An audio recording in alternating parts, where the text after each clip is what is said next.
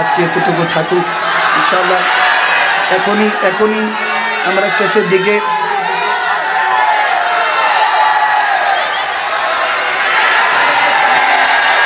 ও তুই পড়বি ঈদের নামাজ রে মন সেই ঈদগাহে, ও তুই পড়বি ঈদের নামাজ রে মন সেই ঈদগাহে, যেই ময়দানে সব গাজী মুসলিম হয়েছেন শহীদ। মিলকে সব ঈদ মোবারক, ঈদ মোবারক, ঈদ মোবারক, ঈদ জোরে জোরে ঈদ মোবারক, ঈদ মোবারক, ঈদ মোবারক।